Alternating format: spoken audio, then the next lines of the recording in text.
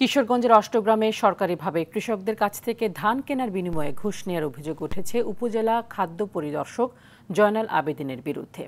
সম্প্রতি ঘুষ নেওয়ার সময় ভাইরাল হয় একটি ভিডিও, তবে বিষয়টি অস্বীকার করেন খাদ্য পরিদর্শক।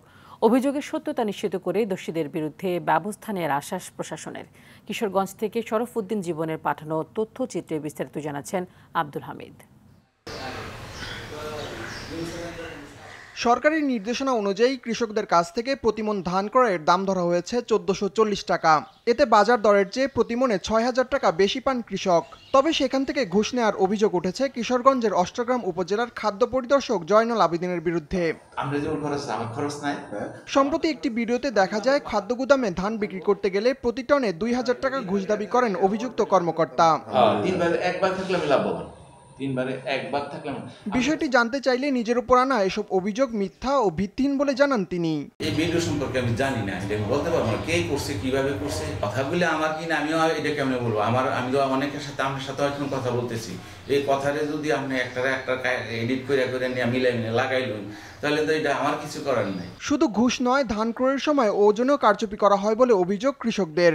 এর থেকে আরো ৬,০০০ টাকা কমে সে ধান রাখতে চা, আর শুকনা ধান লয়ে গেলে কয় কিতা ধান কাঁচা। আমার কাছে ৩,০০০ টাকা চাইছে, কেরানির টাকা দিতে হয়, তারপর আবার ব্যাংকে আবার এই রিসিপ্টটা নিয়ে তুলতে গেলে আবার তাদেরকেও টাকা দিতে হয়। টাকা দিলেই টাকা দেওয়া লাগে, তারা দিলে ধানগুলো চলবে। অভিযোগ তদন্ত করে প্রয়োজনীয় ব্যবস্থা গ্রহণের আশ্বাস উপজেলা নির্বাহী ও জেলা খাদ্য নিয়ন্ত্রক কর্মকর্তার।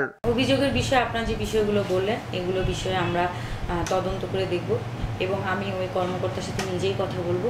যদি আমরা এই অভিযোগের সত্যতা পাই তাহলে অবশ্যই আমরা এই বিষয়ে ব্যবস্থা নেব। আমরা কৃষকের কাছ থেকে যে ধান কিনি সেটা কৃষকের অ্যাকাউন্টে সরাসরি টাকা চলে যায়। এখন তো কৃষকরা অনেক সচেতন, তারা আমাদেরকে জানাতে পারে, আমরা ইমিডিয়েটলি এটা স্টপ করে দেব এই ধরনের কিছু যদি ঘটে থাকে। এই মৌসুমে অষ্টগ্রাম সরকারি গুদামে ধানের মজুদ আছে ১,৭৯৫ টন। অনিয়ম ও দুর্নীতি রোধে প্রশাসনের পক্ষ থেকে আরও কঠোর পদক্ষেপ চান ভুক্তভোগীরা। আব্দুল হামিদ, RTV।